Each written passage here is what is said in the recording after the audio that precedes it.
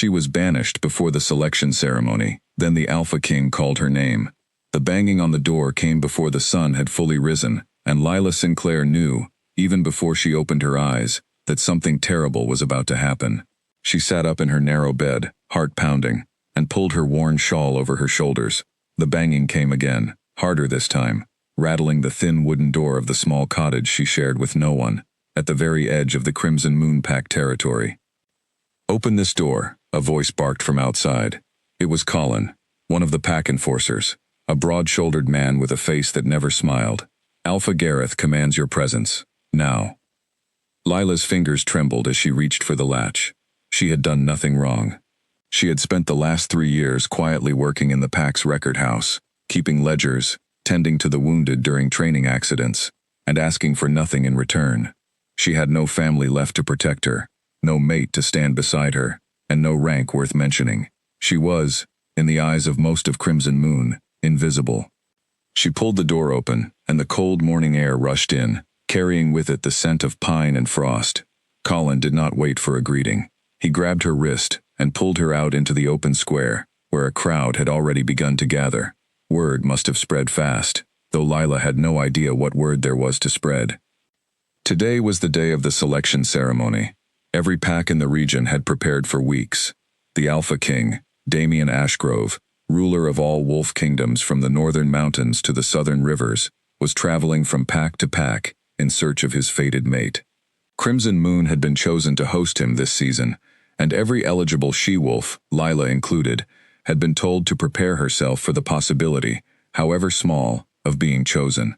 Lila had not expected anything to come of it. She was not beautiful in the way the pack valued beauty, not powerful in the way that mattered to warriors, not connected to any family with influence. But she had still taken care with her appearance that morning, brushing out her dark hair and pressing the wrinkles from her only good dress, because even a small hope was still hope. Now, as Colin dragged her toward the center of the square, that hope evaporated like mist under harsh sunlight. Alpha Gareth Cole stood at the top of the stone steps leading to the pack hall, his arms crossed over his broad chest. Beside him stood his daughter, Vanessa, dressed in a gown so fine it looked like it belonged to royalty already. Vanessa's lips curled into a smile the moment she saw Lila being pulled through the crowd, and that smile told Lila everything she needed to know. Whatever was happening, Vanessa had a hand in it. "Lila Sinclair," Alpha Gareth's voice boomed across the square, silencing the murmurs of the gathered pack members. "You stand accused of theft from the pack treasury. Funds meant for the winter stores, gone missing under your watch." The words hit Lila like a physical blow. She opened her mouth, but no sound came out at first. When she finally found her voice, it came out thin and shaking. "That's not true. I have never touched a single coin that wasn't mine." "The ledgers say otherwise," Gareth said, holding up a leather-bound book that Lila recognized instantly. It was the record book she used every day, the one she kept locked in the record house at all times. Discrepancies going back months, all under your signature. "Someone changed those numbers," Lila said, desperation creeping into her voice as she looked around at the faces in the crowd, searching for even one person who might believe her. She found none. Most of the pack members avoided her eyes, uncomfortable, unwilling to get involved. A few, the ones who had always looked down on her low rank, watched with open satisfaction. "Alpha Gareth, please, someone tampered with those records. I have never stolen anything in my life." "Enough," Gareth said, his tone final. "I have given this matter careful thought. Theft from the pack is a serious offense, and I will not have a thief standing among the eligible she-wolves when the Alpha King arrives. You are hereby stripped of your place in this pack." Gasps rippled through the crowd. Even those who disliked Lila seemed startled by the harshness of the punishment. Banishment was not a small thing. It meant losing everything. The protection of packlands, the right to call any territory home, the mark that identified her as belonging somewhere at all. "Please," Lila said, her voice cracking. "The selection ceremony is today. You cannot do this now, of all days. Let me prove my innocence first. Give me time." "You have no rights to bargain with me." Gareth cut her off. "Colin, remove her mark and escort her to the border. She is to be gone before the sun reaches its peak, well before the Alpha King's arrival." Lila's eyes shot to Vanessa, who was watching the entire scene with poorly hidden delight. There was something in the way Vanessa's fingers twisted together, something in the satisfaction radiating from her, that made Lila's stomach turn. Vanessa had always resented her, ever since they were children, when Lila's mother had still been alive and had once been favored by the old healer for her gentle hands and quick mind. Vanessa had wanted that attention for herself. She had wanted everything for herself. "You did this," Lila said quietly, her eyes locked on Vanessa. "Didn't you?" Vanessa's smile widened, just slightly, just enough for Lila to see it, though not enough for anyone else to notice. "I have no idea what you mean," Vanessa said sweetly. "I only hope the Alpha King finds his true match today. Someone worthy of a crown." The cruelty of it, the casual way Vanessa discarded her like a piece of trash swept from the floor, made something in Lila's chest ache in a way she had never felt before. She wanted to scream, to fight, to demand justice, but she knew none of it would matter. Alpha Gareth had already made his decision, and no one in Crimson Moon dared to challenge him, especially not on behalf of someone as insignificant as Lila Sinclair. Colin's grip tightened on her arm as he pulled her toward the record house, where the pack's healer waited with a small blade meant for one purpose only. Lila's heart raced as she was forced to kneel, and she felt the cold press of metal against the back of her neck, right where her pack mark had been etched into her skin the day she was born into Crimson Moon. The mark did not simply disappear. It had to be cut away, a mark of shame replacing a mark of belonging, so that any wolf who saw her would know instantly that she carried no pack, no protection, no home. The pain was sharp and burning, and Lila bit down on her lip to keep from crying out in front of the crowd that had gathered to watch her fall. When it was done, Colin hauled her to her feet and shoved a small bag into her arms, containing what little of her belongings the pack deemed acceptable for her to take. A single change of clothes, a small amount of dried food, nothing more. "Move," Colin said, his voice devoid of sympathy. "The border is a 2-hour walk. I suggest you start now, unless you want to be dragged there." Lila did not answer him. She could not trust her voice not to break entirely. She simply turned and began walking, clutching the bag to her chest, her bare feet cold against the frost-covered ground. Behind her, she could hear the pack beginning to prepare for the selection ceremony, voices rising in excitement, laughter drifting through the crisp morning air, as though nothing had happened at all, as though a woman's entire life had not just been destroyed in the span of a few cruel minutes. She did not look back. She could not bear to see Vanessa's triumphant face, or the pack hall where she had spent years trying to make herself useful, trying to belong somewhere despite having no family left to claim her. She had lost her mother to sickness when she was young, and her father had left long before that, disappearing into the Northern Territories and never returning. She had built her entire life around Crimson Moon, because it was the only home she had ever known, and now that home had cast her out over a crime she had never committed. As she walked through the winding forest path that led toward the border, Lila's mind raced through the events of the morning again and again, searching for some explanation, some reason why Vanessa would go to such lengths. It could not simply be jealousy over the selection ceremony. Vanessa had always been considered the most likely candidate for the Alpha King's attention, given her beauty and her father's status. She had nothing to fear from someone as unremarkable as Lila. Unless, Lila thought slowly, unless Vanessa feared something else entirely, something Lila herself did not even know about. The thought nagged at her as she continued walking, the morning sun climbing higher in the sky, casting long shadows through the trees. Her feet ached, her chest felt hollow, and the cut at the back of her neck throbbed with every step, but she forced herself forward, one foot after another, because stopping meant giving in to the despair clawing at the edges of her mind. She did not know where she would go. She had no family, no allies, no pack willing to take in a wolf accused of theft, even a wolf who was innocent. The Northern Territories were said to be harsh and unwelcoming to strangers, and the southern rivers were controlled by packs loyal to Alpha Gareth, who would surely spread word of her banishment before she ever arrived. For the first time in her life, Lila Sinclair was truly, completely alone. But even as despair threatened to swallow her whole, a strange feeling settled over her, something she could not quite name. It was as though the forest itself was watching her, as though something important was waiting just beyond the next bend in the path. She told herself it was exhaustion, or fear playing tricks on her mind, but the feeling did not fade as she walked deeper into the woods, leaving Crimson Moon, and everything she had ever known behind her. The morning she had once hoped might change her life had indeed changed it, though not in the way anyone, least of all Lila herself, could have imagined. By mid-morning, Lila's legs had begun to shake from exhaustion, and the cut at the back of her neck had stopped bleeding, but still burned with every movement. She had not eaten since the night before, and the small amount of dried food in her bag would not last more than a day or two if she rationed it carefully. She kept walking anyway, because the alternative was to sit down in the middle of the forest and let the cold and despair take her, and some stubborn part of her refused to allow that. The path narrowed as she moved further from Crimson Moon territory, the trees growing thicker and older, their branches twisting overhead like grasping fingers. She had never traveled this far from the Packlands before. There had never been a reason to. Now every unfamiliar turn in the road felt like a small betrayal, a reminder of how completely her world had collapsed in the span of a single morning. Her mind kept drifting back to her childhood, to the years before her mother's death, when things had been simpler. Her mother, Elara, had been a gentle woman, skilled with herbs and healing, respected by the old healer of Crimson Moon, even though she held no official rank. Lila remembered following her mother through these same woods as a child, gathering roots and flowers, listening to stories about the old wolf kingdoms and the legends of fated mates. She remembered, too, the day everything changed.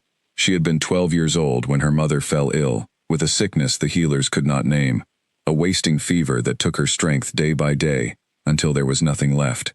Lila had begged the pack for help, but Alpha Gareth, who had only recently taken his position after his own father's passing, had shown little interest in a woman with no family connections and no political value. Vanessa, only a child herself at the time, had once mocked Lila openly for crying at her mother's bedside, calling her weak in front of the other pack children. After her mother died, Lila had been left with nothing but the small cottage at the edge of the territory, and a determination to make herself useful enough that no one could question her right to stay. She had worked in the record house, tended to injuries, learned to read and write better than most in the pack, all in the hope that her usefulness might earn her some measure of respect, if not affection. It had never been enough. She realized that now, walking alone through unfamiliar woods with a mark of shame cut into her neck, no amount of usefulness could overcome the stain of being an outsider, someone without family, without rank, without power. Vanessa had known that too, and had used it against her without hesitation. Lila stopped at a small stream to drink and rest her aching feet, kneeling at the water's edge and staring at her reflection. Her dark hair had come loose from its braid, and dirt streaked across her cheek where she had wiped away tears earlier without realizing. She looked like exactly what she had become, a wolf with no home, no pack, nothing left to lose. As she sat there, a twig snapped somewhere behind her, sharp and unmistakable in the quiet of the forest. Lila froze, her heart leaping into her throat. She had heard stories of rogue wolves who wandered the unclaimed territories between packlands, wolves who had been cast out for crimes far worse than the one she had been falsely accused of, wolves who preyed on the weak and the lost. She turned slowly, scanning the tree line, and caught a glimpse of something large and dark moving between the trunks, too large to be an ordinary wolf. Her breath caught. She had never seen a wolf of that size before, not even among the strongest warriors of Crimson Moon. Whatever it was, it moved with a grace and power that spoke of immense strength, and it was watching her. "Who's there?" Lila called out, her voice trembling despite her attempt to sound steady. "Show yourself." The shape in the trees went still for a long moment, and Lila's heart pounded so hard she thought it might break through her chest. Then, without warning, the shape retreated deeper into the forest, disappearing as silently as it had appeared. Lila remained frozen at the water's edge for several minutes, straining her ears for any sound of movement, but the forest had gone quiet again, as though nothing had happened at all. She told herself it was nothing, perhaps a large deer, or a stray dog, though some part of her knew that was not true. The way the shape had moved, the sheer size of it, the feeling of being watched with intention rather than mere curiosity, all of it suggested something far more significant than a wandering animal. Shaken, she gathered her bag and continued walking, moving faster now, glancing over her shoulder every few minutes to check for signs of pursuit. The sun climbed higher, and the forest grew warmer, though the chill in Lila's chest refused to fade. She thought about the mysterious figure and wondered, with a flicker of unease, whether it had something to do with the Alpha King's arrival at Crimson Moon. She had heard, of course, about Alpha King Damien Ashgrove, as had every wolf in every pack across the region. He was said to be the most powerful alpha in generations, his lineage tracing back to the very first wolf kings, his strength unmatched by any who had challenged him. He ruled from a fortress in the northern mountains, and his journey through the packs each season to find his fated mate had become the subject of endless speculation and gossip. Lila had never expected to be considered a serious candidate, not truly, though she had allowed herself a small, secret hope that morning, before everything fell apart. Now, walking alone through the forest with a mark of shame on her neck, that hope felt like a cruel joke, a reminder of how far she had fallen in the span of a single day. By afternoon, exhaustion had settled deep into her bones, and the ache in her feet had become a constant, throbbing pain. She had eaten a small portion of her dried food, forcing herself to save the rest, though her stomach continued to growl with hunger. The forest around her had grown denser, the canopy overhead blocking much of the sunlight, casting the path into shadow. She was so focused on placing one foot in front of the other that she almost missed the sound of rushing water ahead, growing louder as she approached. She pushed through a thicket of low branches and found herself standing at the edge of a ravine, a swift river cutting through the rocks far below. The path she had been following seemed to end here, with no visible way across.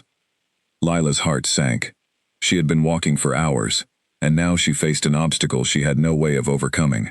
She searched along the ravine's edge for some kind of crossing, a fallen log or a narrow point where she might attempt to jump, but found nothing that seemed safe. The sun was beginning its slow descent toward the horizon, and the temperature was already starting to drop. She sat down heavily on a large rock near the edge of the ravine, cradling her bag in her lap, and allowed herself, for the first time since the morning's events, to truly cry. The tears came in great, heaving sobs, releasing all the fear and grief and humiliation she had been holding back since Colin's fist had pounded on her door. She cried for her mother, gone so many years now, who would never know what had become of her daughter. She cried for the home she had lost, the only home she had ever known, and for the injustice of being punished for a crime she had never committed. She did not know how long she sat there crying, but eventually the tears slowed, and a strange calm settled over her, the kind of calm that comes only after complete exhaustion, when there is nothing left to do but keep moving forward, because there is no other option. She wiped her face with the sleeve of her dress and forced herself to stand, scanning the ravine once more for any possible crossing. That was when she heard it again, the same sound of movement in the trees, closer this time. Her body tensed, ready to run, though she had no idea where she would run to. She turned slowly, and saw, standing at the edge of the clearing, the same massive dark shape she had glimpsed earlier by the stream. This time, it did not retreat. The creature stepped fully into view, and Lila's breath caught in her throat. It was, unmistakably, a wolf, but larger than any she had ever seen or heard of.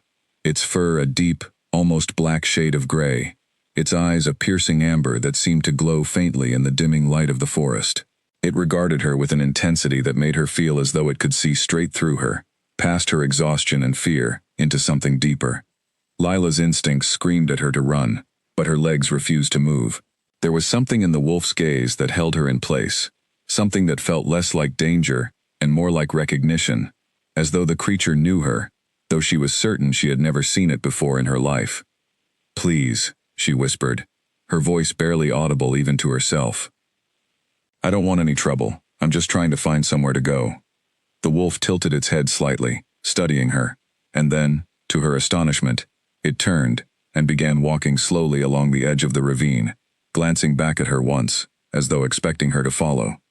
Lila hesitated, every instinct warning her against trusting a strange and enormous wolf in the middle of an unfamiliar forest, but something in its manner, patient and almost gentle despite its intimidating size, convinced her to take a cautious step forward.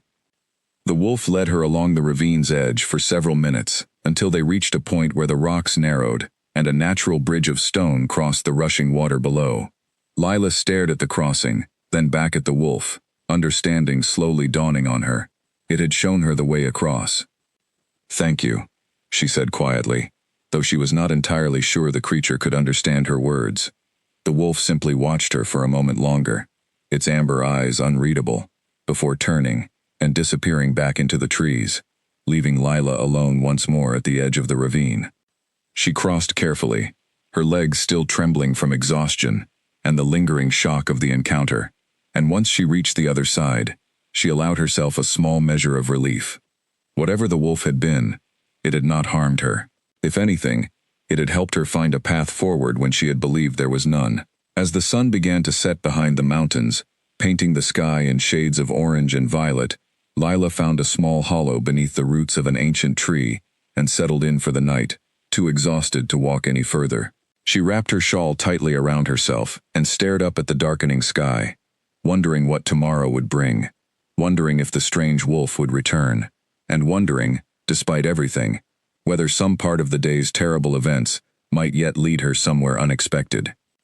Sleep came slowly, pulled under by exhaustion, and as her eyes finally closed, Lila could not shake the feeling that the amber-eyed wolf, watching her from the shadows, had known exactly who she was, and exactly what she was destined to become.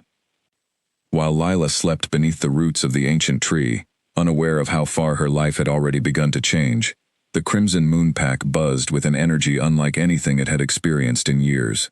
Banners bearing the crest of the Alpha King, a silver wolf howling beneath a crescent moon, had been raised along every street leading toward the pack hall. Servants rushed back and forth, preparing food, arranging seating, ensuring every detail of the selection ceremony met the exacting standards expected for a visit from Damien Ashgrove himself.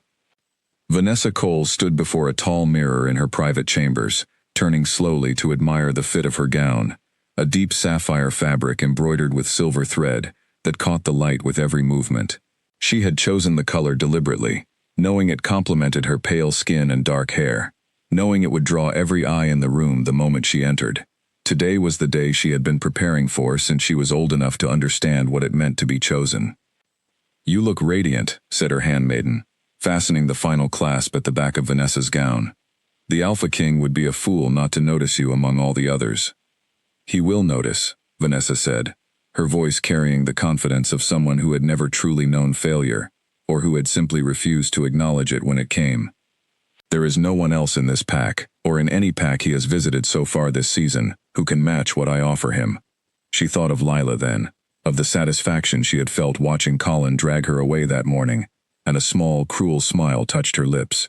It had been almost too easy. A few altered numbers in the ledgers, a well-timed accusation, and her father's willingness to believe the worst of a woman with no family to defend her. And just like that, the only person Vanessa had ever considered even a minor threat was gone, banished before the day had properly begun. She was not entirely sure why she considered Lila a threat in the first place. Lila held no rank, no beauty worth mentioning by pack standards, no connections that mattered. And yet there had always been something about her, something in the way the old healer used to speak of Lila's mother with such reverence, something in the whispered rumors that had followed Elara Sinclair even in death, rumors of an old prophecy tied to her bloodline that Vanessa had never fully understood, but had always found unsettling. Better safe than sorry, Vanessa told herself, smoothing the front of her gown. Whatever nonsense the old stories claimed, Lila Sinclair was gone now, and nothing stood between Vanessa and the crown she had always believed was meant for her. Outside, in the main square, Alpha Gareth Cole paced anxiously before the gathered crowd, checking and rechecking the arrangements for what felt like the 100th time. Hosting the Alpha King was an honor few packs received more than once in a generation, and Gareth understood, perhaps better than anyone, how much was riding on this day. A successful selection ceremony, especially one that resulted in his own daughter being chosen, would elevate Crimson Moon's standing among all the packs of the region, securing trade agreements, military alliances, and influence that could last for decades. He had not given much thought to the banishment of Lila Sinclair since it happened. It had been a small matter, easily resolved, one which he had not questioned too closely given his daughter's insistence that the evidence was clear. He trusted Vanessa's judgment in most matters, particularly matters concerning her own future, and he had no reason to suspect that anything about the situation had been anything other than exactly what it appeared to be. By midday, the pack square had filled with spectators from Crimson Moon and neighboring territories, all eager for a glimpse of the legendary Alpha King. Word of his approach reached the pack an hour before his actual arrival. carried by a scout who had spotted the royal procession moving swiftly through the eastern woods. When Damian Ashgrove finally arrived, riding at the head of a formation of warriors clad in dark armor bearing his silver wolf crest, a hush fell over the entire square. Lila had never seen him before, of course, but had she been present, she would have understood immediately why every pack in the region spoke of him with a mixture of awe and fear. Damian was tall, broader than any warrior Crimson Moon had produced in living memory, with dark hair cropped close, and eyes the color of amber, sharp and assessing, missing nothing as they swept across the crowd. He moved with the unhurried confidence of a man who had never once doubted his own authority, dismounting from his horse in a single fluid motion that drew admiring gasps from the gathered onlookers. Alpha Gareth stepped forward immediately, bowing low. "Alpha King Damian, Crimson Moon is honored beyond words by your presence." Damian inclined his head slightly in acknowledgement, though his expression remained unreadable, his gaze already moving past Gareth, toward the assembled she-wolves lined up near the steps of the pack hall, each of them dressed in their finest, each of them hoping desperately to catch his attention. "Let us begin," Damian said, his voice deep and carrying easily across the square, silencing the last of the murmured conversations. "I have visited a great many packs this season. I trust Crimson Moon understands the gravity of what is being offered here today." "Of course, Alpha King," Gareth said quickly. "Every eligible she-wolf in our pack stands ready for your consideration." Damian's gaze swept once more across the line of women, lingering briefly on Vanessa, who straightened her shoulders and offered her most practiced smile, certain that his attention would settle on her longer than it had on any of the others. But his eyes moved past her almost immediately, continuing down the line, a slight furrow appearing between his brows as though he were searching for something, or someone, he had not yet found. He turned to one of his advisors, a stern-faced man named Ethan who traveled everywhere at his side, and murmured something too quiet for the crowd to hear. Ethan produced a leather folder from beneath his cloak and began flipping through pages, presumably a record of the pack's eligible she-wolves, compiled in advance of the visit. "Alpha King," Gareth said, noticing the delay with mounting unease. "Is something amiss?" Damian did not answer immediately. He continued studying the line of women before him, his expression growing more troubled by the moment, as though something about the gathering did not sit right with him, though he could not yet articulate what it was. There was a strange, nagging sensation at the back of his mind, a feeling he had experienced only rarely in his life, usually in moments that later proved to be significant beyond anything he could have predicted at the time. He had traveled through more than a dozen packs this season already, enduring countless ceremonies just like this one, watching endless lines of hopeful she-wolves present themselves for his consideration, and feeling nothing, no spark, no recognition, nothing that suggested any of them might be the mate the old prophecies had long promised him. He had begun to wonder, in his private moments, whether the prophecy itself was nothing more than superstition, a comforting story, told to Alpha Kings throughout history, to give them hope of finding a true partner, rather than simply a political match. But standing here now, in the square of Crimson Moon Pack, that same nagging sensation had returned, stronger than it had been in any of the previous ceremonies, and Damian found himself unable to shake the feeling that whoever, or whatever, was causing it, was not present among the assembled crowd. "Ethan," he said quietly, turning to his advisor, "the full roster. Every eligible she-wolf registered to this pack, regardless of whether they are present today." Ethan nodded and continued flipping through the pages, running his finger down a long list of names. Gareth watched this exchange with growing anxiety, unsure what had prompted such a request, but unwilling to question the Alpha King directly. Vanessa too watched with a flicker of unease crossing her otherwise composed expression. She had assumed, given her father's assurances, that the matter of Lila Sinclair had been settled cleanly, with no loose ends remaining to cause complications. But something in the Alpha King's demeanor, the careful, deliberate way he was reviewing the pack's records, made her stomach tighten with a discomfort she could not quite name. "There is a name here," Ethan said slowly, his finger stopping on a particular line of the roster, "that is not accounted for among those present. A Lila Sinclair." The moment the name left Ethan's mouth, something shifted in Damian's expression, a flicker of recognition so sudden and so intense that even Gareth, standing several feet away, noticed the change immediately. Damian's amber eyes snapped up from the folder, fixing on Alpha Gareth, with an intensity that made the older man's blood run cold. "Where," Damien said, his voice low and dangerously quiet, "is Lila Sinclair?" The square fell utterly silent, every pack member holding their breath, sensing that something significant, something that could alter the entire course of the day, had just begun to unfold before them. Alpha Gareth felt every eye in the square turn toward him, and for the first time since assuming leadership of Crimson Moon, he found himself unable to summon a confident response. The Alpha King's question hung in the air, sharp and demanding, and Gareth understood instinctively that whatever answer he gave would carry consequences far beyond a simple explanation. "Alpha King," Gareth began carefully. "Lila Sinclair was a member of this pack until this very morning. She was found guilty of theft from the pack treasury, and was banished according to our laws." Damien's expression did not change, but something in his posture shifted, a stillness settling over him that felt far more threatening than any outward display of anger could have been. "Banished," he repeated, the word flat and cold. "On what evidence?" "The ledgers, Alpha King," Gareth said, gesturing toward the leather-bound book he still held, the same one he had used that morning to condemn Lila before the entire pack.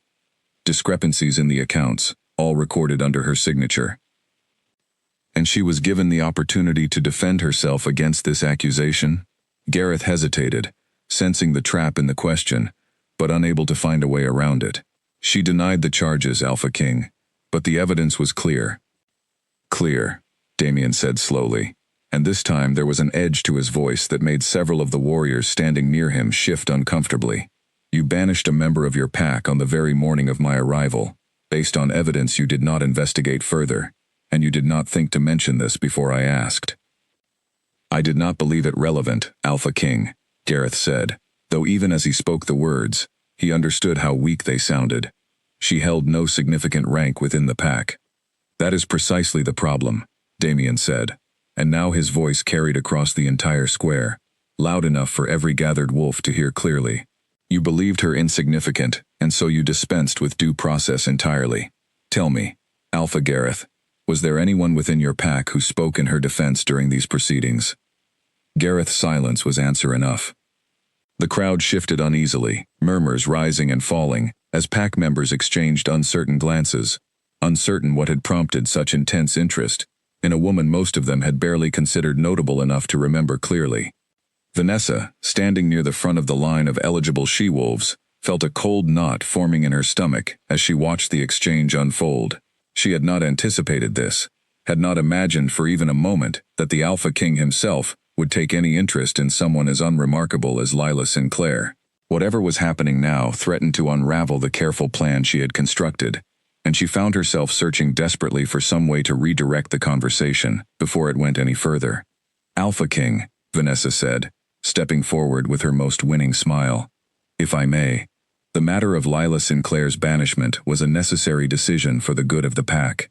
I would not want such an unfortunate detail to distract from the significance of your visit today." Damien's gaze shifted to her, and for a moment, Vanessa allowed herself to hope her words had achieved their intended effect. But the look in his amber eyes held none of the warmth or interest she had anticipated. Instead, there was something almost clinical in the way he studied her, as though assessing a puzzle piece that did not quite fit where it was supposed to go. "And you are?" Damien asked. "Vanessa Cole, Alpha King, daughter of Alpha Gareth." "I see," Damien said, his tone giving away nothing of what he thought. He turned his attention back to Gareth. "Tell me exactly when this banishment took place." "Early this morning, Alpha King, before dawn had fully broken." "Mere hours before my scheduled arrival," Damien said, more to himself than to anyone else, his mind working through the timing with growing suspicion. It seemed an extraordinary coincidence that a member of the pack would be accused, judged, and banished, all within the span of a single morning, on the very day of the selection ceremony, without any advance warning or investigation. He thought of the strange, persistent sensation that had plagued him since arriving at Crimson Moon, the feeling that something important was missing from the gathering before him, a sensation he had learned over the years never to dismiss lightly. His grandfather, the last Alpha King before his own father's reign, had spoken often of a prophecy passed down through generations of their bloodline, a prophecy that spoke of a fated mate marked by betrayal and injustice, a woman who would rise from the ashes of her own suffering to stand beside the true Alpha King and help him lead the wolf kingdoms into an age of unity and strength. Damien had heard the prophecy so many times throughout his childhood that he had come to view it almost as a fairy tale, a comforting story rather than a literal prediction. But standing here now, faced with the deliberate, hasty banishment of a woman he had never met, on the very day fate had brought him to her pack, he found himself unable to dismiss the possibility that the old stories held more truth than he had ever allowed himself to believe. "Tell me," Damien said, turning back to Gareth. "What do you know of this woman's lineage, her family history?" Gareth blinked, clearly caught off guard by the question. Her mother was Alara Sinclair, Alpha King, a healer of some skill, though she held no official rank within the pack. She passed away some years ago. I do not know anything of her father, who I believe departed the pack territories before Lila was born. Alara Sinclair, Damien repeated, and something flickered across his expression, a distant memory stirring, though he could not immediately place why the name felt familiar. He glanced at Ethan, who was already flipping through additional pages in his folder, searching for any record that might shed light on the connection. "Alpha King," Ethan said quietly, after a moment. "I believe there may be a record of this name in the older archives. A healer named Alara Sinclair was mentioned in correspondence between your grandfather and the Healers' Council, many years ago, regarding a matter your grandfather considered of great importance." Damien's jaw tightened almost imperceptibly. He remembered now, faintly, stories his grandfather had told him as a young boy, stories of a healer whose bloodline carried an old and significant mark, tied to the very prophecy that had shaped the expectations placed upon Damien since birth. He had dismissed those stories as childhood memories, distorted by time, but the pieces now falling into place before him painted a far more compelling picture than he had ever considered possible. "Where is she now?" Damien demanded, turning his full attention back to Gareth, his patience visibly thinning. "Where was she sent after the banishment?" "She was escorted to the eastern border of our territory, Alpha King," Gareth said, his voice betraying his growing alarm at the direction the conversation had taken.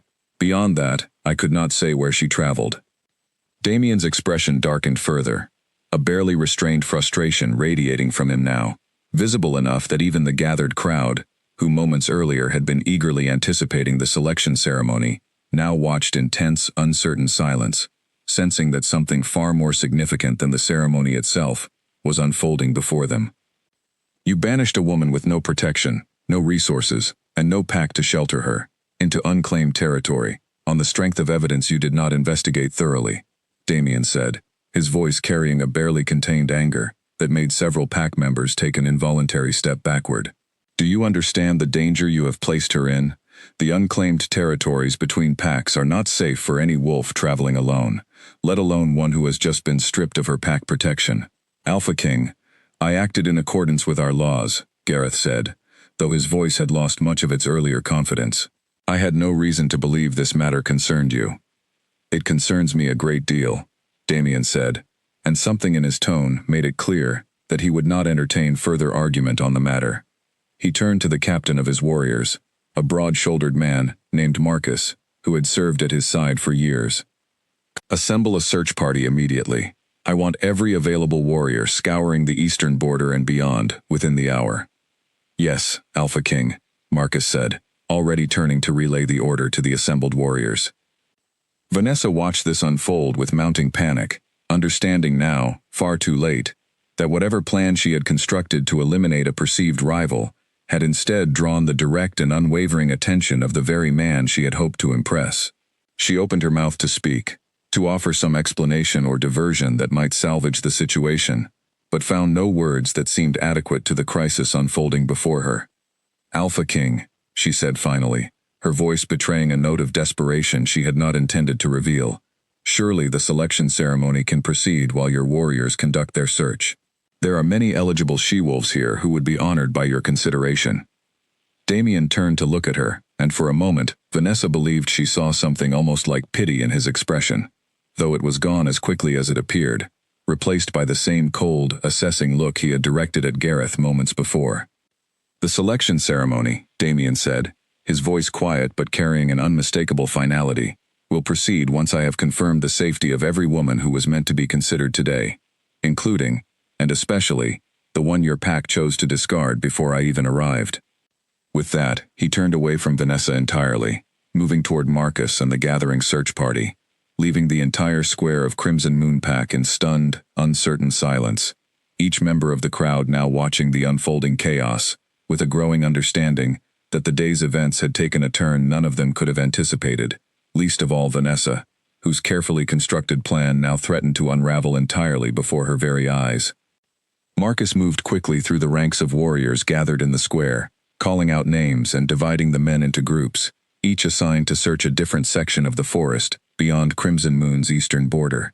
The urgency in his voice left no doubt among the assembled warriors that this was not a routine search, and within minutes, a formation of nearly 30 riders thundered out through the pack gates, hooves pounding against the frost-hardened ground. Damien did not join the initial search party himself, though every instinct urged him to. As Alpha King, he understood the necessity of remaining visible to the gathered crowd, of maintaining the appearance of composure, even as an unfamiliar urgency clawed at his chest, a feeling he could not fully explain but refused to ignore. Instead, he paced the length of the square, his amber eyes fixed on the eastern horizon, waiting for any sign of his warrior's return. Ethan approached him quietly, keeping his voice low enough that only Damien could hear. "Alpha King, do you believe this is truly connected to the prophecy your grandfather spoke of?" "I do not know," Damien admitted, his jaw tight. "But I have felt nothing, not once, in any of the packs we have visited this season, until the moment her name was spoken. That alone tells me something significant is happening here, whether or not it aligns with old stories." "And if it does not?" Ethan asked carefully. "If this woman is simply a wolf, falsely accused, with no connection to any prophecy at all, then I have still saved an innocent woman from a fate she did not deserve," Damien said, his tone leaving no room for argument. "If that alone is reason enough to act." Meanwhile, deep in the forest beyond Crimson Moon's border, Lila had woken shortly after dawn, stiff and cold from her night spent beneath the roots of the ancient tree. Her stomach growled with hunger, and she allowed herself a small portion of her remaining dried food before continuing her journey, uncertain of her destination, but understanding that remaining still was not an option. The mysterious wolf from the previous evening did not reappear, though Lila found herself glancing over her shoulder more than once, half hoping, half fearing that it might return. She could not explain the strange comfort she had felt in its presence, despite its intimidating size and the danger it might have represented. There had been something almost familiar in its amber eyes, something that made her chest ache with a longing she did not understand. She walked for hours, following the general direction of a narrow game trail that wound deeper into the unclaimed forest, unsure whether she was moving toward safety or further into danger. The terrain grew rockier as the morning wore on, the trees thinning slightly to reveal glimpses of distant mountains rising against the horizon, their peaks still capped with the last of winter's snow. By mid-morning, exhaustion and hunger had begun to take their toll. Lila's steps grew unsteady, and a persistent ache had settled behind her eyes, a warning sign she recognized from the few times in her life she had gone too long without proper food and rest. She pushed through it anyway, driven by the same stubborn determination that had carried her through years of quiet mistreatment within Crimson Moon. It was this exhaustion, more than anything else, that ultimately proved her undoing. As she climbed over a jagged outcropping of rock, her foot caught on a loose stone, and she lost her balance entirely, tumbling down a short but steep incline, before landing hard against the base of a fallen tree. Pain exploded through her side, sharp and immediate, and the world tilted alarmingly before going dark around the edges of her vision. She lay there for a long moment, gasping for breath, trying to will away the dizziness threatening to overwhelm her. When she attempted to sit up, a fresh wave of pain shot through her ribs, and she realized with growing alarm that she had likely cracked something in the fall. Blood trickled from a cut above her eyebrow, warm and sticky against her cold skin. She tried to stand, knowing instinctively that remaining still in unclaimed territory was dangerous, but her legs refused to cooperate, buckling beneath her the moment she attempted to put weight on them. Panic began to creep in at the edges of her mind, as she realized just how vulnerable her situation had become. She was injured, alone, without pack protection, in territory that could easily harbor rogue wolves or worse. "Someone help me," she called out weakly, though she held little hope that anyone would hear her. this deep in the unclaimed forest. Her voice echoed faintly against the surrounding rocks before fading into silence. Exhaustion and pain finally overcame her, and Lila's vision blurred entirely, the world around her fading into darkness as unconsciousness claimed her, her last coherent thought a faint, desperate hope that she would not simply disappear into the forest, forgotten and unmourned, the way so much of her life already felt. It was nearly 2 hours later when one of Damien's search parties, led by a sharp-eyed warrior named Colin, no relation to the enforcer of the same name from Crimson Moon, caught the faint scent of blood carried on the wind. The warrior signaled to his companions, and the group changed direction immediately, following the scent through the rocky terrain, until they came upon the small ravine where Lila had fallen.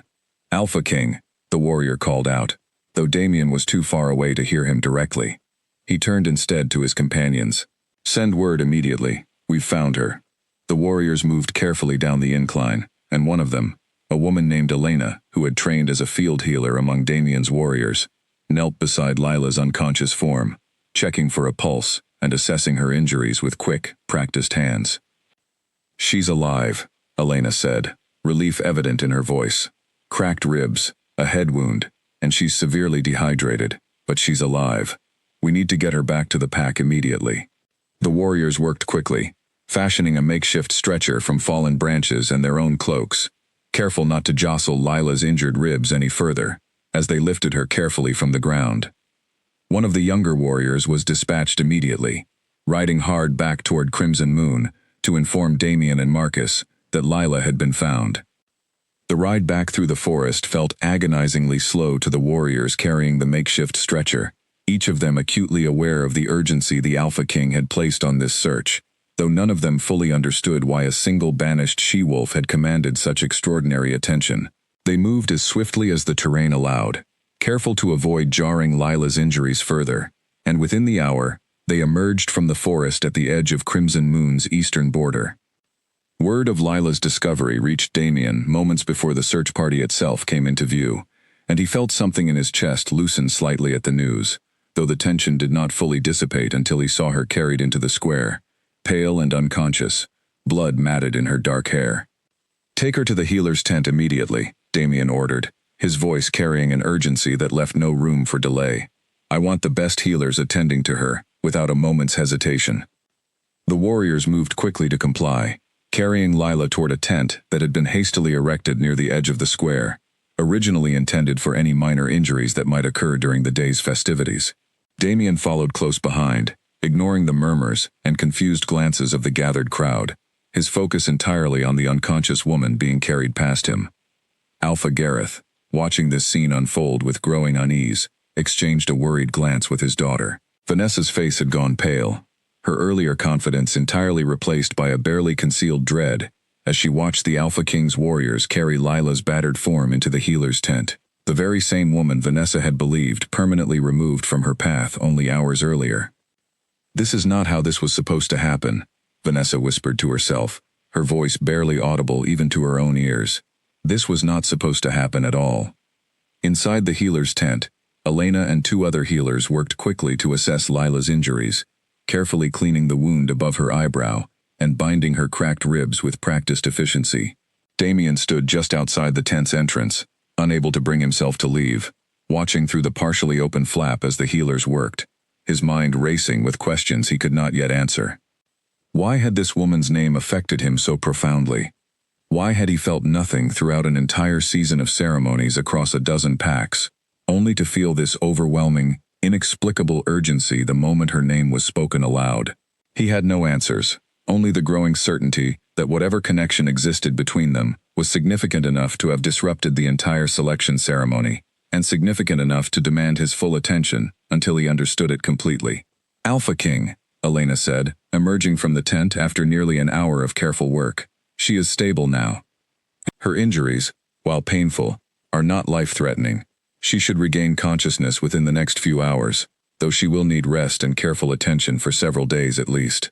"Thank you," Damien said, relief evident in his voice despite his attempt to maintain his usual composure. "I want to be informed the moment she wakes." "Of course, Alpha King," Elena said, though her expression carried a curiosity she did not voice aloud, wondering, along with every other member of Crimson Moon Pack. What exactly connected their powerful Alpha King to a woman banished from their pack only that very morning, and what it might mean for the future of everyone gathered within the pack's borders. Lila woke slowly, drifting up from a darkness that felt heavier than ordinary sleep, her body aching in places she could not immediately identify. The first thing she noticed was warmth, a soft blanket wrapped around her, so different from the cold forest floor she remembered last. The second thing she noticed was the dull, persistent throb along her side, and the tightness of bandages wrapped around her ribs. She opened her eyes cautiously, blinking against the soft light filtering through the fabric walls of an unfamiliar tent. For a moment, panic surged through her, as she struggled to remember how she had come to be here, wherever here was. But the memories returned slowly, the fall, the pain, the darkness closing in around her vision.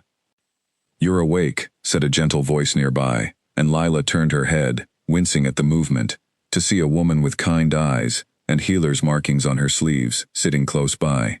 "Please, try not to move too quickly. You have cracked ribs and a head injury. You need to rest." "Where am I?" Lila asked, her voice hoarse and unfamiliar to her own ears. "You're at Crimson Moon Pack, in the healer's tent near the main square," the woman said. "My name is Elena. You were found unconscious in the forest beyond the eastern border, injured from what appears to have been a fall. You're safe now." Lila's mind reeled at this information. Crimson Moon Pack, the pack that had banished her only hours before her fall, the pack whose borders she had believed she left behind permanently. "I don't understand," she said slowly. "Why would anyone bring me back here? I was banished." Elena's expression flickered with something Lila could not quite read. "That is a question best answered by someone with more authority than myself," she said carefully. "But I can tell you that the Alpha King himself ordered the search that found you, and he has been waiting to see you since you were brought back." The words sent a jolt of confusion and alarm through Lila's already exhausted mind. "The Alpha King?" she repeated. "Why would he concern himself with someone like me?" "I could not say," Elena admitted, "but I have never seen him this invested in any matter since I began serving among his warriors. Whatever the reason, it seems significant." Before Lila could ask any further questions, the tent flap opened, and a tall figure stepped inside, ducking slightly to avoid the low fabric ceiling. Lila's breath caught in her throat, as she recognized, even without ever having seen him before, exactly who was standing before her. There was no mistaking the presence of Alpha King Damien Ashgrove, his amber eyes finding hers immediately across the small space of the tent. The moment their eyes met, something happened that Lila had no words to describe. A warmth spread through her chest, sudden and overwhelming, as though an invisible thread had been drawn taut between them, connecting her heart to his, in a way that felt both entirely foreign and impossibly familiar all at once. Her breath caught, and she saw, reflected in his expression, that he had felt the exact same thing in that same instant. Damien remained still for a long moment, simply staring at her, his composed exterior cracking slightly, to reveal something raw and unguarded beneath it, an emotion Lila could not name, but recognized instinctively, as significant beyond anything she had ever experienced. Elena, sensing the weight of the moment, quietly excused herself from the tent, leaving the two of them alone. "You're the Alpha King," Lila said finally, her voice barely above a whisper, though the words felt inadequate given the strange, powerful sensation still coursing through her. "Damien," he said quietly, moving closer to where she lay, though he kept a respectful distance, seemingly aware of her injuries and her likely confusion. "You are Lila Sinclair." "I am," she said, studying his face carefully, searching for some explanation for the overwhelming feeling that had passed between them. "Though I don't understand why that would matter to you. I was banished from this pack this very morning. I have no rank, no family, nothing that should concern someone of your position." "That is precisely what I intend to understand," Damien said, moving to sit in the chair Elena had vacated, positioning himself close enough to speak quietly, though his eyes never left her face. "When your name was mentioned at the selection ceremony this morning, I felt something I have never felt before in my life, not once, throughout an entire season of ceremonies, across every pack in this region. I do not yet fully understand what it means, but I believe you felt something similar just now, when our eyes met." Lila's cheeks flushed, though whether from embarrassment or the lingering warmth still spreading through her chest, she could not be certain. I did feel something, she admitted quietly. I don't understand it either. There is an old prophecy within my family's history, Damien said slowly, choosing his words with obvious care. One that speaks of a fated mate marked by betrayal and injustice, a woman destined to rise from suffering, to stand beside the true Alpha King. My grandfather spoke of it often when I was young, though I confess I had come to view it as little more than a comforting story, until this morning. You believe I am connected to this prophecy? Lila asked, disbelief evident in her voice.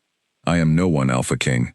I have no family influence, no special lineage that I am aware of. My mother was a healer, with no official rank, and my father abandoned us before I was even born. Your mother's name was Alara Sinclair, Damien said, and something in his tone made Lila's breath catch. My advisor found reference to her in old correspondence between my grandfather and the Healers' Council, records concerning a matter he considered of great importance. I do not yet know the full details, but I intend to find out. Lila stared at him, 1,000 questions racing through her mind, questions about her mother's past that she had never known to ask, questions about a lineage she had never suspected existed. Her mother had never spoken of any connection to the royal families or ancient prophecies, had never given any indication that her healing skills were anything other than the product of years of practical study and dedication. I don't know what to say, Lila admitted finally. This morning I was accused of a crime I did not commit, and banished from the only home I have ever known. Now you are telling me I might be connected to some ancient prophecy involving the Alpha King himself. It feels impossible. I understand your uncertainty, Damien said gently, his voice carrying a warmth that surprised her, given his reputation for stern authority. But I do not believe in coincidences of this magnitude. The timing of your banishment, on the very morning of my arrival, troubles me a great deal. I intend to investigate the circumstances surrounding your accusation thoroughly. Lila's mind flashed to Vanessa's satisfied smile, as Colin had dragged her away that morning, to the careful way the ledgers had been presented as evidence against her, evidence she had never had the chance to properly examine or contest. There is something you should know, she said slowly. The accusation against me, I believe it was fabricated. I have never stolen anything from this pack, not once, in all the years I have served it. But I have no way to prove my innocence, and no one within the pack was willing to speak in my defense. Then we will find the proof together, Damien said, his tone leaving no room for doubt. I will not allow an innocent woman to remain branded a thief, particularly not when there is reason to believe her banishment was engineered deliberately to remove her from consideration before this ceremony even began. Lila studied his face, searching for any sign of insincerity, but found only a steady, unwavering conviction that both reassured and unsettled her. She had spent so many years being dismissed and overlooked that the sheer force of his attention felt almost overwhelming, difficult to trust after everything she had endured. Why would you do this for me? She asked quietly. You do not know me. Whatever connection you believe exists between us, I am still a stranger to you. Damien was quiet for a long moment, his amber eyes searching her face, as though trying to memorize every detail of her features, every small expression crossing her tired, bruised face. I have spent my entire life waiting for a feeling I was told would come, a feeling my grandfather promised would be undeniable when it finally arrived. I felt nothing throughout this entire season, until this morning, until your name was spoken. I do not fully understand what that means yet, but I intend to find out, and I intend to ensure that whatever injustice has been done to you is corrected, regardless of what connection ultimately exists between us. Lila felt tears prick at the corners of her eyes, an overwhelming mixture of exhaustion, confusion, and a fragile, tentative hope she had not allowed herself to feel in years. Thank you, she whispered. I don't know what to make of any of this, but thank you for finding me, and for believing me when no one else would. Rest now, Damien said gently, rising from his chair, though his eyes lingered on her a moment longer before he turned to leave. I will return, once you have had time to recover, and we will discover the truth together, about your innocence, and about whatever connects us so powerfully, despite having never met before today. As he left the tent, Lila lay back against the pillows, her mind racing with questions she could not yet answer, but beneath the confusion and exhaustion, a small, fragile warmth remained, the lingering sensation of Damien's amber eyes, meeting hers for the very first time, a feeling unlike anything she had ever experienced in her entire life. 2 days passed before Lila felt strong enough to sit up without assistance, her ribs still tender but healing steadily under Elena's careful attention. During those days, Damien visited her often, sometimes sitting quietly beside her bed while she rested, other times bringing news of the investigation he had launched into the circumstances of her banishment. Each visit deepened the strange, undeniable connection that had formed between them, though Lila still struggled to understand exactly what it meant for her future. On the morning of the 3rd day, Damien arrived at the healer's tent with a serious expression that immediately put Lila on alert. He carried a worn leather-bound book under one arm, its cover cracked with age, and behind him followed Ethan, holding a stack of papers that appeared to be old correspondence. "I have news," Damien said, settling into the chair beside her bed, "regarding both the prophecy and your banishment. I believe you are ready to hear it, if you are willing." Lila straightened as best she could against her pillows, curiosity and apprehension warring within her. "Please," she said. "I need to understand what is happening." Damien opened the worn book carefully, its pages yellowed with age, filled with handwriting that Lila recognized as an older, more formal style than what was commonly used today. "This belonged to my grandfather," he explained.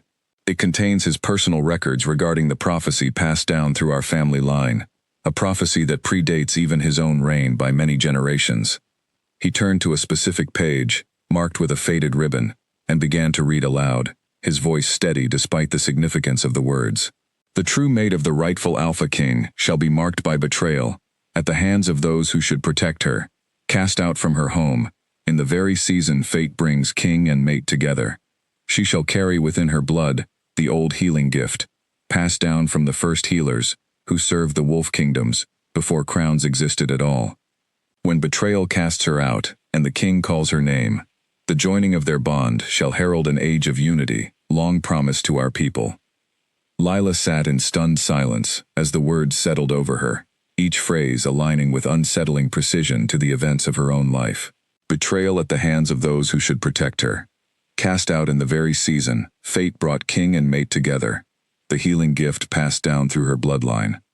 "My mother," Lila said slowly. "She was a healer. She always said her skills came from years of practical study, but she never fully explained where she learned the deeper techniques she sometimes used, the ones the pack healers themselves could not replicate." "There is more," Ethan said, stepping forward and offering the stack of papers he carried. "These are letters exchanged between Alpha King Damien's grandfather and the Healers' Council, dating back more than 20 years. They reference a healer named Ilara, believed to be a direct descendant of the very first healing bloodline mentioned in the prophecy, a bloodline thought to have been lost generations ago." Lila took the papers with trembling hands, scanning the elegant, formal handwriting, her eyes catching phrases that confirmed what Ethan and Damien had already explained. Her mother's name appeared multiple times throughout the correspondence, referenced with a reverence and concern that suggested the Healers' Council had considered her far more significant than the Pack of Crimson Moon had ever acknowledged. "Why did my mother never tell me any of this?" Lila asked, her voice thick with a complicated mixture of grief and confusion. "Why keep something so significant hidden from her own daughter?" "Perhaps she believed it would place you in danger," Damien suggested gently. "If certain factions understood the significance of your bloodline, they might have sought to use you for their own purposes, or worse, eliminate the threat you represented to their own ambitions."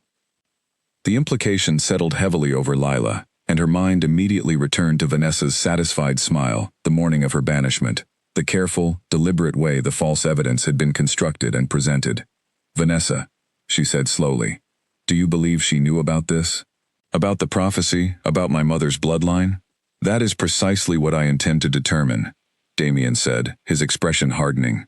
"The timing of your banishment, occurring mere hours before my arrival, based on evidence that has not yet been properly investigated, suggests deliberate intent rather than mere coincidence." As if summoned by the conversation itself, Marcus appeared at the entrance of the tent, his expression grim. "Alpha King, I have information you will want to hear immediately." Damien rose, gesturing for Marcus to speak freely. "Go ahead." "I questioned the record keeper who maintains the treasury ledgers alongside Lila," Marcus said. "Under careful examination, he admitted that the entries used as evidence against her were altered after the fact, the ink noticeably different in color and consistency from the surrounding entries. He also revealed that Vanessa Cole visited the record house alone, without explanation, 2 days before the accusation was made. A cold, satisfied certainty settled over Damien's expression, though his jaw remained tight, with barely restrained anger. "There is our proof," he said. "The evidence used to condemn Lila Sinclair was fabricated, and Vanessa Cole appears to have been directly responsible." Lila felt a complicated wave of emotions wash over her, vindication mixing uncomfortably with lingering hurt, and disbelief that Vanessa's cruelty had extended to such deliberate, calculated lengths. "Why would she go to such trouble?" Lila asked quietly. "Over someone as insignificant as I was believed to be." "Perhaps she knew more than she has admitted," Ethan suggested. "Or perhaps she simply recognized, on some instinctive level, a threat she could not fully articulate, and chose to eliminate it regardless of the reason." Damien turned back to Lila, his expression softening slightly as he took in her overwhelmed, uncertain expression. "None of this changes what I already know to be true," he said. "You are innocent of the crime you were accused of, and I believe, based on everything we have discovered, that you are also the mate my family's prophecy has long promised me. I intend to correct both injustices, publicly and completely." "What does that mean exactly?" Lila asked, apprehension creeping into her voice at the thought of confronting Vanessa and Alpha Gareth directly, of standing before the entire pack that had so easily discarded her only days before.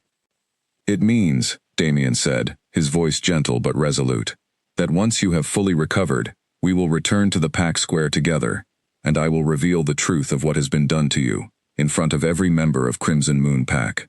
Vanessa Cole and Alpha Gareth will answer for their actions, and you will reclaim the place that was so unjustly stolen from you." Lila's heart raced at the thought, fear and hope tangled together in a way that left her breathless. "And after that?" she asked quietly. "What becomes of me, once the truth is revealed?" Damien reached out, taking her hand gently in his amber eyes holding hers with an intensity that left no room for doubt. "After that," he said, "you will stand beside me as my chosen mate, if you are willing. And together, we will discover exactly what the prophecy's promise of unity means, for our future, and for the future of every pack within my kingdom." Lila's breath caught at the weight of his words, at the enormity of the future being offered to her, so different from the quiet, overlooked existence she had known for her entire life. She thought of her mother, gone so many years now, and wondered if Alara had ever suspected, even for a moment, that her daughter's life would one day take such an extraordinary turn. "I am willing," Lila said finally, her voice steady, despite the tremor of emotion beneath it. "Whatever comes next, I am willing to face it, especially if it means finally seeing justice done, both for myself and for my mother's memory." Damien's expression softened into something warmer, something that looked almost like relief, and he lifted her hand gently to press a soft kiss against her knuckles, a gesture so tender it brought fresh tears to Lila's eyes. "Then rest now," he said quietly. "Tomorrow, we return to the square, and Crimson Moon Pack will learn exactly what they attempted to discard."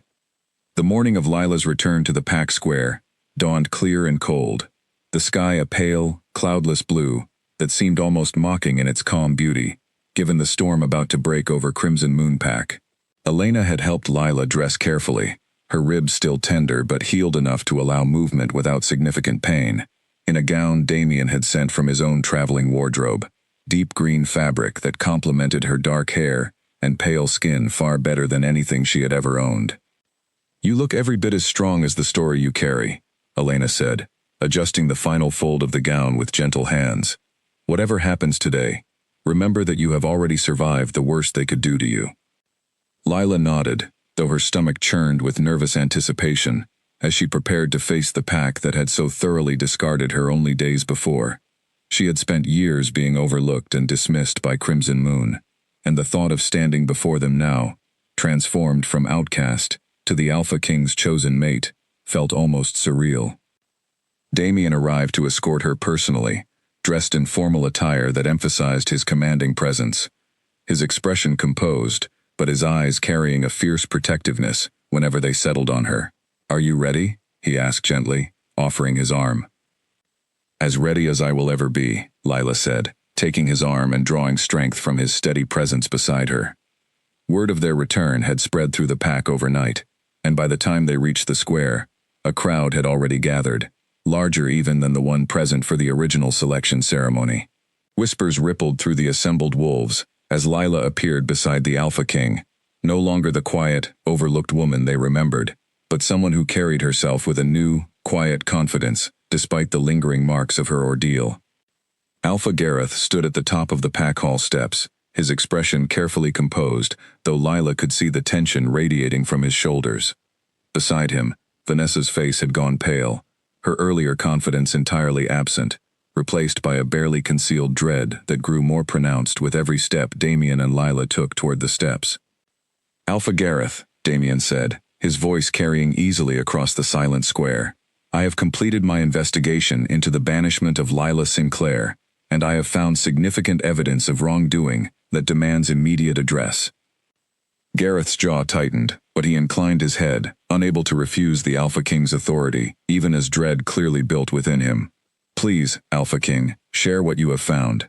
"The ledgers used to condemn Lila Sinclair of theft were deliberately altered," Damien said, his voice carrying across the square with unwavering authority. "Your own record keeper has confessed to this fact under questioning, revealing that the ink used in the falsified entries differs noticeably from the surrounding records. He has also confirmed that your daughter, Vanessa, visited the record house alone, without explanation, 2 days before the accusation was made public."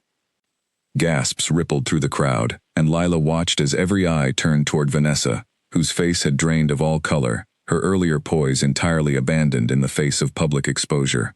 "This is absurd," Vanessa said, though her voice lacked its usual confident edge. "I would never fabricate evidence against another member of this pack." "Your record keeper has already confessed," Damien said, his tone leaving no room for argument. "I have also spoken with several other members of your household staff, who confirm your frequent expressions of resentment toward Lila Sinclair over the years, dating back to childhood grievances that appear to have festered rather than faded with time." Vanessa's composure cracked further, her eyes darting toward her father, seeking some form of support or rescue that Gareth, standing frozen and increasingly pale beside her, seemed unable to provide. "Father," she said, her voice tight with rising panic, "surely you do not believe these accusations." Gareth remained silent for a long, uncomfortable moment, his eyes moving between his daughter and the Alpha King, clearly torn between loyalty to his own child and the undeniable authority of the man standing before him. "Vanessa," he said finally, his voice heavy with a dawning, unwelcome realization, "did you fabricate this evidence?" The silence that followed was answer enough. Vanessa's shoulders slumped slightly, though she still refused to meet her father's eyes, her earlier confidence entirely dissolved under the weight of public scrutiny and undeniable evidence. "I did what was necessary," Vanessa said finally, her voice barely above a whisper, though it carried clearly across the silent square. "She has always been a threat, ever since we were children. The old healer favored her mother, whispered of some special significance to her bloodline that I never fully understood, but always resented. I could not risk her standing beside me during the selection ceremony. You knew," Damien said, his voice sharp with barely restrained anger, "that her bloodline carried significance, and rather than allow the truth to be revealed naturally, you chose to fabricate a crime and banish an innocent woman into unclaimed territory, placing her life directly at risk." "I did not know the full truth of it," Vanessa said, though her defense sounded weak, even to her own ears. "I only knew enough to fear her potential, and I acted to protect my own position." "Your fear does not excuse deliberate cruelty and fabricated evidence," Damien said, his voice carrying a finality that silenced any further attempt at justification. He turned to Alpha Gareth. "As ruler of this pack, what judgment do you intend to render against your daughter's actions?" Gareth's face had gone ashen, the weight of his position clearly warring with his paternal instincts, though the presence of the Alpha King left him little room to avoid rendering appropriate judgment. "Vanessa Cole," he said, his voice heavy with obvious reluctance, "you are hereby stripped of your position as heir to Crimson Moon Pack, effective immediately, for the fabrication of evidence and the wrongful banishment of an innocent pack member." Vanessa's eyes widened in shock, clearly having not anticipated such severe consequences, even in the face of her exposed deception. "Father, please. You have brought shame upon this pack," Gareth continued, his voice growing stronger despite the visible pain the words caused him, "and upon our family name. I cannot in good conscience allow you to retain a position of authority after such a deliberate betrayal of pack trust. The crowd murmured with a mixture of shock and, for those who had long resented Vanessa's arrogance, a quiet satisfaction at witnessing her fall from grace so publicly and completely. Lila watched the scene unfold, with a complicated tangle of emotions, vindication mixing with something that almost resembled sympathy, despite everything Vanessa had done to her. Damien turned back to Lila, his expression softening considerably as he addressed the gathered crowd. "Lila Sinclair," he said, his voice carrying clearly across the silent square, "has been proven entirely innocent of the accusations brought against her. Her banishment is hereby revoked, and her place within this pack, and within the wider wolf kingdoms, is restored in full." He paused, turning to face Lila directly, his amber eyes holding hers with a warmth that made her breath catch despite the public nature of the moment. "Furthermore," he continued, his voice carrying to every corner of the gathered crowd, "I have found, in Lila Sinclair, the mate long promised to me, by the prophecy passed down through my family's history. I intend to formally claim her as my chosen Luna, and future queen of the wolf kingdoms." A stunned silence fell over the entire square, followed by a rising wave of murmured astonishment, as the full weight of Damien's declaration settled over the gathered crowd. The woman they had watched banished in disgrace only days before, now stood transformed, not merely restored to her previous place within the pack, but elevated to a position of authority and significance beyond anything Crimson Moon had ever witnessed. Lila felt tears prick at the corners of her eyes as she looked out over the crowd, searching for any sign of the dismissive, overlooking expressions she had endured for so many years, finding instead a mixture of astonishment, grudging respect, and in some faces, genuine warmth from those who had always believed she deserved better than the treatment she had received. "I know that many of you looked past me for years," Lila said, her voice steady, despite the emotion thick in her throat, addressing the crowd directly for the first time. "I do not hold that against you. But I hope, moving forward, that Crimson Moon Pack will remember this day, and remember that worth is not always measured by rank or family connection, but by character, and by the courage to stand for what is right, even when it is difficult." The crowd's murmurs shifted into something warmer, a few scattered voices rising in genuine support, and Lila felt, for the first time in longer than she could remember, a sense of belonging that had nothing to do with usefulness or quiet compliance, but with being truly seen and valued for who she was. In the days following the public revelation of the truth, Crimson Moon Pack settled into an uneasy but genuine transformation. Alpha Gareth, humbled by the scandal surrounding his daughter and the realization of how easily he had dismissed an innocent woman's plight, dedicated himself to rebuilding trust within his pack, instituting new procedures to ensure that no accusation would ever again be acted upon without thorough investigation and the accused's full opportunity to respond. Vanessa, stripped of her position as heir, retreated from public life within the pack, her reputation irreparably damaged by the exposure of her deception.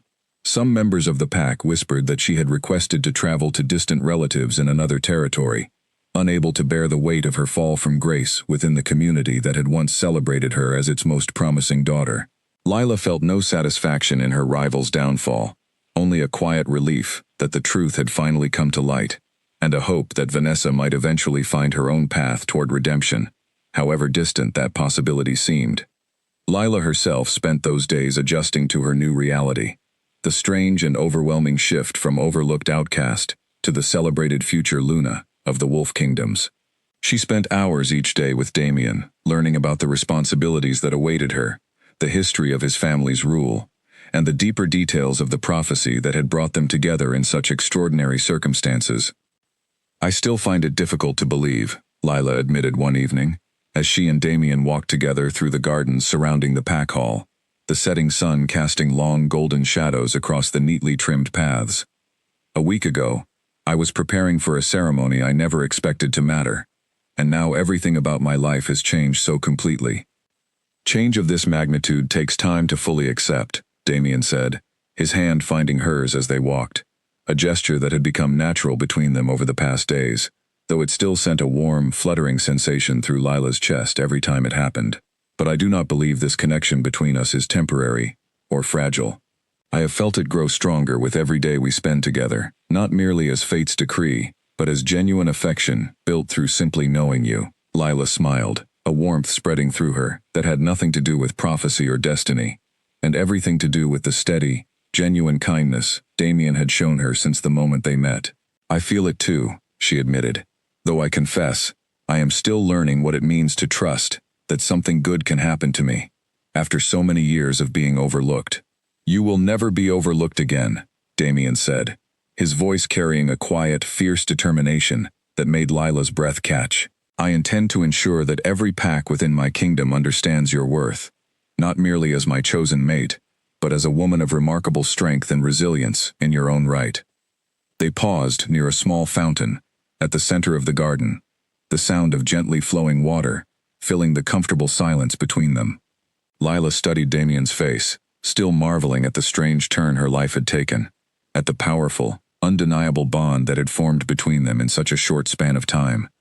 "There is something I wish to ask you," Lila said carefully, gathering her courage.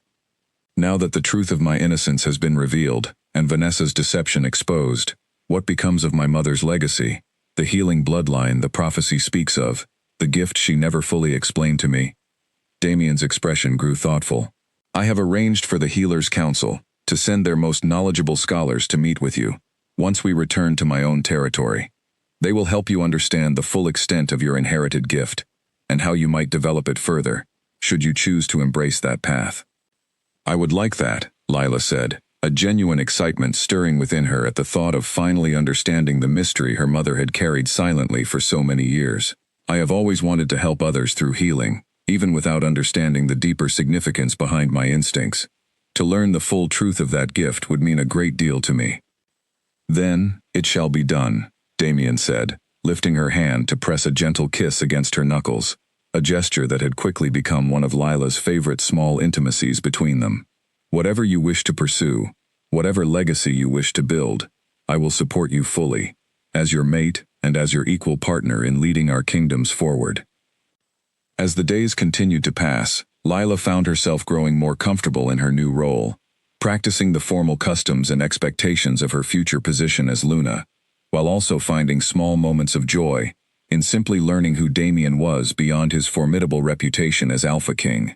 She discovered his quiet sense of humor, his genuine care for the well-being of every pack under his rule, and the deep loneliness he had carried for years, believing the prophecy's promise might never come to fruition. "I had begun to lose hope," Damien admitted to her one evening, as they sat together on a balcony overlooking the pack territory, stars beginning to emerge across the darkening sky. "After so many seasons of searching, feeling nothing, during ceremony after ceremony, I had started to believe the prophecy was simply a story, told to give false comfort to Alpha Kings throughout history. And now?" Lila asked softly. "Now I understand that some things simply require the right timing, the right circumstances, however painful the path to reach them," Damien said, his amber eyes finding hers in the soft evening light. "I would never wish the suffering you endured upon anyone, least of all you, but I cannot deny that it led us to this moment, together, and for that, I find myself grateful despite the injustice of everything that came before." Lila leaned into him, resting her head against his shoulder, feeling a sense of peace she had not known was possible after everything she had endured. "I am grateful too," she said quietly. "Grateful that the truth came to light. Grateful that you searched for me, when so many others would have simply let me disappear. And grateful for whatever strange twist of fate brought our paths together." Word had already begun to spread throughout the wolf kingdoms of the remarkable story unfolding at Crimson Moon Pack, of the banished woman found by the Alpha King himself, of the fabricated evidence exposed and justice served, of the ancient prophecy finally fulfilled after generations of waiting. Packs from distant territories sent messages of congratulations, along with quiet expressions of curiosity about the woman who had captured the heart of the most powerful Alpha King in generations. Preparations began almost immediately for a formal coronation ceremony, to be held at Damien's own fortress in the northern mountains, where Lila would be officially recognized before all the assembled packs as the future queen of the wolf kingdoms. The scope of the preparations left Lila feeling occasionally overwhelmed, though Damien remained a steady, reassuring presence throughout, patiently answering her questions and easing her concerns whenever the weight of her new responsibilities threatened to feel too heavy to bear. "You do not need to master everything immediately," Damien reminded her gently, during one particularly demanding lesson on the formal protocols expected of a reigning Luna. "You have years ahead of you to grow into this role fully. For now, simply focus on being yourself, the woman whose strength and integrity first drew my attention, and everything else will follow naturally." Lila found comfort in his words, gradually allowing herself to trust that the future unfolding before her, however unexpected and overwhelming it sometimes felt, was one built on genuine partnership and mutual respect, rather than mere political convenience or the demands of ancient prophecy alone. As the day of her formal journey to Damien's fortress approached, she found herself looking forward to the future, with a hope she had never allowed herself to feel before. A hope built not on the destruction of her past, but on the strength she had discovered within herself throughout her ordeal. The morning of the coronation arrived bright and clear, sunlight glinting off the snow-capped peaks surrounding Damien's fortress in the northern mountains, a sight so magnificent that Lila found herself pausing at her window simply to take in the view, hardly able to believe this breathtaking place would soon become her permanent home. Below, in the great courtyard of the fortress, delegations from every pack within the Wolf Kingdoms had gathered, their banners creating a colorful sea of crests and colors, representing every corner of Damien's realm. Elena, who had traveled north with Lila to continue overseeing her recovery and offer familiar support during the overwhelming preparations, helped her dress for the ceremony, arranging the intricate layers of a gown crafted specifically for this momentous occasion. The fabric shimmered with silver thread woven throughout deep, rich fabric, the color of a winter's night sky, a design that honored both Damien's family crest and, subtly, the healing traditions of Lila's own maternal lineage. "You look every bit the queen you are about to become," Elena said, stepping back to admire the finished result, tears glistening in her eyes despite her attempt to maintain composure. "Your mother would be so proud, wherever she watches from."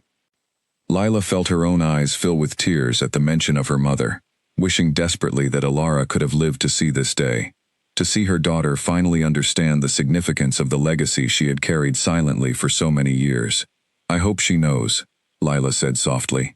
"I hope, somehow, she can see what has become of the life she gave me, despite everything that happened after she was gone." A gentle knock interrupted the quiet moment, and Ethan entered, bowing respectfully. "It is time, Lady Lila. The Alpha King awaits you at the entrance to the Great Hall." Lila took a steadying breath, smoothing the front of her gown one final time, before following Ethan through the winding corridors of the fortress. Corridors she had grown increasingly familiar with over the preceding weeks, though the weight of today's significance made even these familiar halls feel transformed.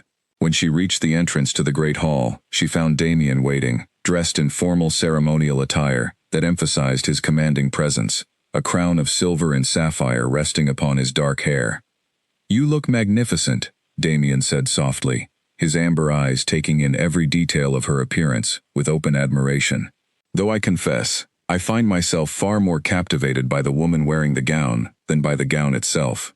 Lila laughed softly, some of her nervous tension easing at his familiar warmth. "You always know exactly what to say to calm my nerves," she said, taking the arm he offered. "I only speak the truth," Damien replied, his voice carrying a sincerity that never failed to move her. "Are you ready?" "As ready as I believe I can be," Lila said, and together, they walked through the great doors into the ceremonial hall, where every pack leader within the Wolf Kingdoms had gathered to witness the formal recognition of their future queen. The hall fell into respectful silence as they entered, walking together down the long aisle, toward the raised platform where the coronation ceremony would take place. Lila kept her eyes forward, her hand steady in the crook of Damien's arm, drawing strength from his presence beside her, even as she felt the weight of countless eyes following their progress through the magnificent hall. Alpha Gareth and a small delegation from Crimson Moon Pack stood among the assembled leaders, and Lila caught his eye briefly as she passed, offering a small, genuine nod of acknowledgement. Whatever failures he had shown in judgment during her banishment, he had ultimately chosen to do right by exposing his own daughter's deception, and Lila found she held no lingering resentment toward him, only a quiet hope that Crimson Moon would continue to grow and learn from the painful lessons of her ordeal. They reached the platform, where an elder healer, representing the very council that had once corresponded with Damien's grandfather regarding Alara Sinclair's significant lineage, waited to preside over the formal ceremony. The elder healer, a woman with silver hair and kind, ancient eyes, smiled warmly as Lila and Damien took their positions before her. "We gather today," the elder healer began, her voice carrying clearly across the silent hall, "to witness the fulfillment of a promise made generations ago, a promise passed down through the bloodlines of both the royal house of Ashgrove and the ancient healing lineage of Sinclair. Today, these two lines join together, fulfilling the prophecy long awaited by our people." The ceremony proceeded with formal blessings and ancient words, spoken in a language Lila had only recently begun to learn, honoring the traditions that stretched back generations before either she or Damien had been born. She felt the weight and significance of the moment settle over her, not as a burden, but as a profound honor, understanding fully now the remarkable journey that had led her from a discarded outcast to this extraordinary moment. When the elder healer finally placed the ceremonial crown upon Lila's head, a delicate circlet of silver and moonstone that perfectly complemented Damien's own crown, a wave of emotion swept through her so powerful that tears slipped freely down her cheeks, tears of grief for all she had lost, and tears of overwhelming joy for all she had gained. "Rise, Queen Lila Ashgrove," the elder healer proclaimed, "chosen maid of Alpha King Damien, bearer of the ancient healing lineage, and fulfillment of the promise long awaited by our people." The entire hall erupted into cheers and applause, pack leaders from every corner of the Wolf Kingdoms, rising to their feet in genuine celebration of the historic moment they had just witnessed. Lila turned to Damien, finding his amber eyes bright with unshed tears of his own, an emotion so raw and genuine that it took her breath away entirely. "We did it," she whispered, disbelief and joy mingling in her voice. "We did," Damien agreed, drawing her close despite the formal setting, uncaring of the watching crowd. "Together, exactly as the prophecy always promised, though I confess I never imagined the journey would feel quite this remarkable." Later that evening, as the formal celebrations continued in the great hall below, Lila stood alone on the balcony of her new chambers, gazing out over the mountain landscape now illuminated by countless stars scattered across a clear night sky. She thought of her mother, of the quiet sacrifices Alara had made throughout her life to protect her daughter from a truth too dangerous to reveal, and she felt a profound gratitude settle over her, mixed with an enduring sadness that her mother had not lived to witness this extraordinary transformation. Footsteps approached from behind, and she turned to find Damien joining her on the balcony, having slipped away from the ongoing celebration to find her in this quiet moment. "I thought I might find you here," he said softly, coming to stand beside her, his hand finding hers naturally. "I was thinking of my mother," Lila admitted, "of everything she carried silently for my sake, and everything she never had the chance to see.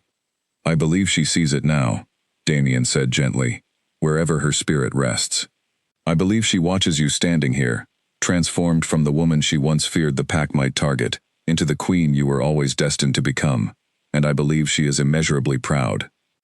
Lila leaned into him, drawing comfort from his steady presence, from the genuine love that had grown between them despite the extraordinary and painful circumstances that first brought them together. She thought of the morning of her banishment, of the despair she had felt walking away from everything she had ever known, certain her life was effectively over. She could never have imagined, in her darkest moments walking alone through that unfamiliar forest, that the very day meant to destroy her would instead become the beginning of everything she had never dared to hope for. The betrayal she had suffered, the injustice she had endured, had ultimately led her not to ruin, but to a love and purpose greater than anything she had ever imagined possible. "Whatever challenges lie ahead," Lila said quietly, looking up at Damien with a certainty that came from having already survived the very worst life could offer her, "I know now that I can face them, especially with you beside me." "Always beside you," Damien promised, drawing her into a gentle embrace beneath the vast, star-filled sky. "For as long as we both shall live, and beyond, exactly as our bond was always destined to be." Below them, the celebration continued long into the night, marking not only the joining of a king and his fated queen, but the beginning of a new era of unity for the Wolf Kingdoms, built upon the foundation of truth, resilience, and a love strong enough to transform even the deepest betrayal into an unbreakable, lasting bond.